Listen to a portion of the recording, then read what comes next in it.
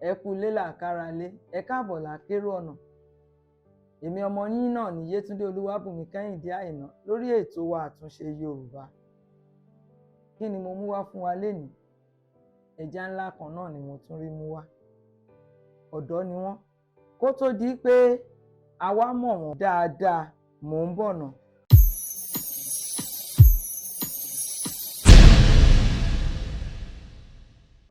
Ẹ káàbọ̀ sórí ètò wa àtúnṣe Yorùbá lẹ́ẹ̀kan sí i. Àlejò wa tá a gbé wá fún wa, àwọn lẹ̀ ń wò lórí ìjókòó yìí, ṣùgbọ́n èmi kọ́ ni mo máa dárúkọ wọn, àwọn ló máa dárúkọ ara wọn fún wa.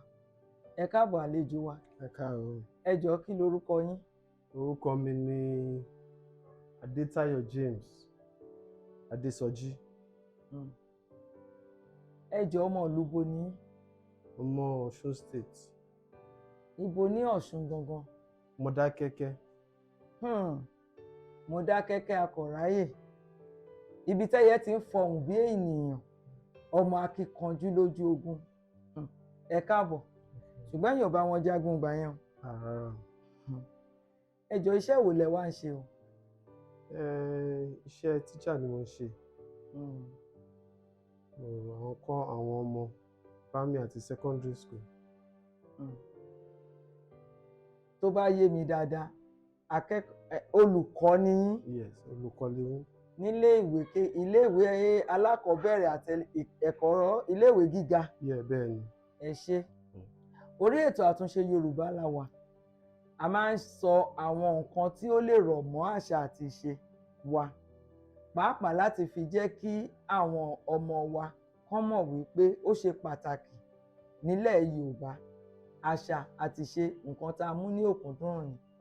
Gẹ́gẹ́ bí olùkọ́, ọ̀nà wo lẹ rò wípé ẹ̀ ń gbà láti jẹ́ kí nǹkan tẹ́ ń kọ́ àwọn ọmọ wa ó máa wúlò láti gbé àṣà àti ìṣe wa lárugẹ? Bí èdè Yorùbá ní school wa, a make a compulsory fún gbogbo àwọn ọmọ láti máa lẹ́ni Yorùbá. Ní àwọn schools kan wọn make a compulsory, but torí pé a fẹ́ jẹ́ kí gbogbo àwọn ọmọ mọ Yorùbá, ó wà compulsory fún gbogbo wọn láti kọ́ Yorùbá ní school wa láti primary lọ sí secondary.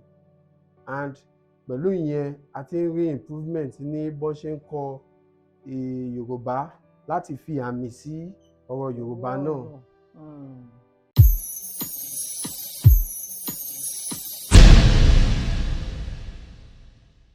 Ẹ̀yin olólùfẹ́ mi, tẹ́ bá gbọ́ èdè ẹnu àlejò wa, ẹ rí wípé Yorùbá wọn kò dán mọ́rán, ṣùgbọ́n ó wù wọ́n gẹ́gẹ́ bí ọmọ Yorùbá kán máa sọ Yorùbá yẹn, wọ́n wá ń tiraka láti sọ. Àlejò wa, ǹjẹ́ ẹ lè sọ fún wa kí ló dé gẹ́gẹ́ bí ọmọ Yorùbá tí Yorùbá yín ò dán mọ́rán? Òótọ́ lẹ sọ. Mo ṣẹ̀ṣẹ̀ dé Nàìjíríà 2 years ago ni, and láti ìgbà tí mo ti dé, inú mi dùn pé mo ti padà sí Nàìjíríà. But gbogbo àwọn countries tí mo ti lọ, èdè Yorùbá, character àti culture tí mo kọ́ níbí ni ó help mi tó gbé mi lọ gágá sí gbogbo ibi tí mo ṣiṣẹ́. Tí tó wá síbí, ó ní ọ̀gá kan tí mò ń bá ṣiṣẹ́. Tí tó padà wá, ó fún mi ní $5,000. Ó tún ké pé kò ní lè rí èèyàn bíi ti tèmi níbí, because bí mo ṣe máa ń fún ní respect, tí bá rí máa kí bá sọ pé mo yàtọ̀ sí àwọn yòókù. Ó like bí mo ṣe máa ń ṣiṣẹ́. Ó wá sọ pé kò sí bó ṣe máa rí èèyàn bí ti tèmi. But ìgbà tí mo tiẹ̀ wá sí Nàìjíríà, ó sì pè mí pé ó ní contract kan fún mi tó lágbára tí ń padà wá. Mo sọ pé no, mo padà sí Nàìjíríà láti improve ara mi nítorí pé gbogbo nǹkan Yorùbá mi ó ti ń lọlẹ̀. So mo fẹ́ improve bí mo ṣe ń sọ Yorùbá and bí mo ṣe ń relate pẹ̀lú àwọn ilẹ̀ àwọn ibi. Àti pé mo decide pé tí n wá sí Nàìjíríà o, láti wá wáyàwó àti gbogbo ẹ̀ tó ẹ̀ ni mo ṣe wá sí Nàìjíríà. Ẹ wò, ẹ jẹ́ kí n kọ́kọ́ pàtẹ́wọ́ fún àlejò wa náà. kí ni mo ṣe pàtẹ́wọ́? Nítorí nǹkan tí wọ́n sọ gbẹ̀yìn yẹn. Wọ́n nítorí pé àwọn ò fẹ́ sọ̀wà nù, àwọn ò fẹ́ sọ àṣà nù, àwọn ò fẹ́ sọ ìṣe Yorùbá nù. Òun ló jẹ́ káwọn fi àwọn ìlú onílùú sílẹ̀ táwọn wá sílùú tiwọn ní Nàìjíríà, pàápàá nílẹ̀ Yorùbá, láti wá ìyàwó káwọn fi ṣèkejì ara wọn. Ṣé wá rí gbogbo ọ̀rọ̀ tí wọ́n sọ látẹ̀kan? Ẹ rí pé ó wù wọ́n gẹ́gẹ́ bí ọmọ Yorùbá láti jẹ́ kí àṣà àti ìṣe wa kó má parun. Àlejò wa, mo wá fẹ́ béèrè lọ́wọ́ yín. Tí ẹ̀yin náà bá wá dé ipò àti tẹ fẹ́yàwó tẹ bímọ, ǹjẹ́ ó ṣeé ṣe kẹ́ gba àwọn ọmọ yín láàyè láti máa kópa tó pọ̀ nínú àṣà àti ìṣe Yorùbá? Òótọ́ ni àwọn ọmọ mi ó kú wà compulsory pé wọ́n gbọ́dọ̀ understand the culture wa, because culture wa ó máa jẹ́ kí yan ọmọ láti ṣiṣẹ́ dáadáa, ó máa jẹ́ kó strong, because ní ìlú Amẹ́ríkà àti gbogbo outside Nigeria yìí bó ṣe ń ṣiṣẹ́ ó yàtọ̀ sí ilẹ̀ ṣiṣẹ́ nílẹ̀ Yorùbá yìí. Àwa báyìí a ní respect fún àwọn tó dàgbà jù wá lọ, a dẹ̀ value honour. So tá bá ti honour àwọn tó dàgbà jù wá lọ, Ọlọ́run náà máa bless wa. Ẹ ṣé àdúpẹ́. Ẹ̀yin olólùfẹ́ mi ń lé, àní títorí àwíjàre ká jẹ́ kí tọ́ ó tán lẹ́nu. Èyí tá a gbọ́ lẹ́nu àwọn àlejò wa yìí náà ó mà tó kọ́ wa lọ́gbọ́n. Èwo nìwọ wá ń ṣe gẹ́gẹ́ bí òbí? Ṣé wọ́n ṣì wà níbi ọmọ mi ò lè sọ Yorùbá? Ó ṣì wà níbi òyìnbó lọ́mọ mi máa fẹ́? Ọjọ́ iwájú tá à ń wò yìí, àṣà àti ìṣe nílẹ̀ Yorùbá ó kó ipa tó pọ̀. Àlejò wa, ǹjẹ́ ó ṣeé ṣe ká tún pè yín lọ́jọ́ míì kẹ́ dá wa lóhùn? Anytime mo wà available fún yín. Ẹ ṣé àdúpẹ́. Mo wá fẹ́ kẹ́ bá wa gba àwọn èèyàn wa níyànjú lórí bí ọ̀rọ̀ ṣe ń lọ lórílẹ̀‐èdè Nàìjíríà báyìí.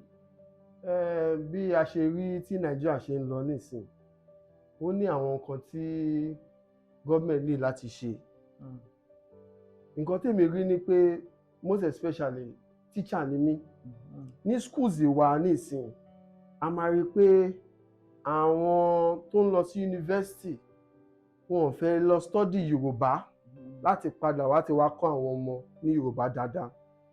So nǹkan tí máa advice fún àwọn gọ́ọ̀mẹ̀ntì wa ni pé wọ́n fún àwọn student ní opportunity tó ń sanwó school wọn láti lọ study Yorùbá, ẹ̀kọ́ ìfẹ́ Yorùbá kankan, so that àwọn tó ní opportunity láti lọ sí school tó bá lọ study Yorùbá yẹn, ó máa fún wa ní opportunity láti ní àwọn Yorùbá teachers ní school. tó pé tẹ bá wo statistics àwọn Yorùbá teacher ní school, ẹ máa rí pé wọ́n pọ̀ tó àwọn English àti mathematics teacher. So tí gọ́ọ̀mẹ̀ntì fún àwọn student ní ẹ̀kọ́ ìfẹ́ láti lọ sí university láti study Yorùbá.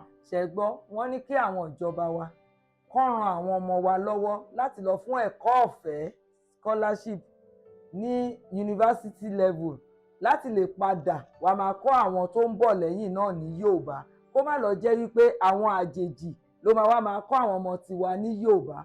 Nǹkan tó yẹ káwa kọ́ máa rà lọ́wọ́ wa á wá di nǹkan táwa máa fowó rà lọ́wọ́ àjèjì. Ẹ ṣé àdúpẹ́. Ṣe rí lórí ètò wa a máa ń ṣe ìdíje, tó abala ìdíje òun la wà yìí. A máa béèrè ìbéèrè lọ́wọ́ yín, ẹ wá dá wa lóhùn. Ìbéèrè àkọ́kọ́, ẹ jọ̀ọ́ kí ló ń pè ní ewúro? Ewúro. Ewúro. Ẹ̀fọ́ kékeré báyìí. Báwo ló ṣe máa ń rí? Kí lẹ lè fi ṣàpèjúwe? Green báyìí ló ṣe rí báyìí. Wọ́n máa ń lò fún sometimes jẹ̀díjẹ̀dí. Tá bá fi sẹ́nu, báwo ló ṣe ń rí? Ó kúrò gan-an. Ó kúrò. Ẹ ṣé, ẹ bá mi pàtẹ́wọ́ fún wọn, wọ́n gbà. Ìbéèrè kejì tí mo tún fẹ́ béèrè lọ́wọ́ yín, ǹjẹ́ ẹ lè sọ fún wa kí làwọn nǹkan tí a lè fi ẹ̀wà sè? Ẹ̀wà, a lè fi ẹ̀wà fi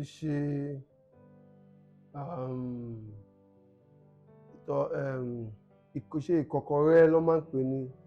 Irọ́, ẹ̀wà ẹ jẹ́ ràn yín lọ́wọ́, ẹ̀wà is beans. Yeah, beans. Kí làwọn nǹkan tẹ́ rí pé a lè fi ẹ̀wà ṣe? Okay, a lè fi ṣe rice and beans. A lè fi ṣe ṣé gbẹ̀gìrì. Ẹ sọ kan sí fún wa. Okay, ẹ̀wà náà a lè fi ṣe ọbẹ̀ náà. Ìyẹn náà ni gbẹ̀gìrì yẹn. Gbẹ̀gìrì. Àwọn méjì kan wà tó jẹ́ pé kò yẹ kẹ́ ẹ má rántí rárá tó dẹ̀ pẹ̀lú àwọn oúnjẹ tá à ń jẹ. Ẹ̀wà ẹ má lè fi ṣe mọ́mọ́. Ẹ pàtẹ́wọ́ fún wọn. Ẹ ṣé mo dúpẹ́, ẹ má jẹ́ ń dààmú yín púpọ̀ torí èyí tẹ́ ṣe yìí gan inú mi dùn gidi gan ni. Ṣé wá rí lórí ètò yìí tí a bá ti gbàlejò bẹ́ẹ̀ yẹn a kì í fẹ́ kán lọ lọ́wọ́ òfò nítorí kán lè máa rántí iléeṣẹ́ yìí. So iléeṣẹ́ yìí náà wá ní ó ti pèsè ẹ̀bùn kékeré yìí fún yín. So a gbé fún yín lórúkọ iléeṣẹ́ àtúnṣe Yorùbá pé ẹ ṣé ẹ kú dìde lágbára Ọlọ́run láṣẹ Ìdùmarè àwa la máa pè yín ẹ̀yin náà lẹ máa wá. So ẹ máa bá wa dúpẹ́ lọ́wọ́ iléeṣẹ́ àtúnṣe Yorùbá ẹ dẹ̀ bá wa sọ fún àwọn èèyàn wa tó ń wò wá pé kán jọ̀ọ́ kán ran iléeṣẹ́ yìí lọ́wọ́ kí iléeṣẹ́ yìí kó má bàa parẹ́. So láti àtúnṣe Yorùbá a fẹ́ sọ pé ẹ ṣé fún gift tẹ́ fún wa yìí àti pé gbogbo àwọn tó ń wò wá náà mo fẹ́ jẹ́ kẹ́ wá support program yìí because program yìí ó máa help àwọn ọmọ wa láti mọ nǹkan tó ní láti ṣe and gbogbo experience àwọn tó máa wá sí program yìí wọ́n máa learn láti máa mọ bó ṣe máa relate àti láti máa sọ Yorùbá yìí dáadáa. So àwọn tẹ́ bá ní support láti fún wọn ẹ wá wọ́n máa fi nọ́mbà wọn síbẹ̀ ẹ máa pè wọ́n so that ẹ lè fi support kó anything tẹ́ bá ní wọ́n máa dá láti support wọn ẹ reach sí wọn so that wọ́n lè improve àwọn ọmọ wa tó ń jáde. Ẹ ṣé lọ́pọ̀lọpọ̀ ẹ ṣé àdúpẹ́ orúkọ yín lẹ́ẹ̀kan sí ni. Adétayọ̀ James Adésọjí. Òun lẹ ti gbọ́ yẹn gbogbo ẹ̀yin olólùfẹ́ mi gbogbo ẹ̀yin tẹ́ fẹ́ ràn wá lọ́wọ́ ẹ̀rọ ìbánisọ̀rọ̀ wa ní 08030470016 ẹ máa rí lójú ẹ̀rọ wa ẹ pè wá a fẹ́ kí àṣà àti ìṣe Yorùbá kó parun ẹ ràn wá lọ́wọ́ kí iléeṣẹ́ yìí kó má bàa dúró. Ẹ ṣé àdúpẹ́ èmi ọmọ yín náà ni Yétúndé Olúwabùnmi Kẹ́hìndé Àìná ó dàbọ̀.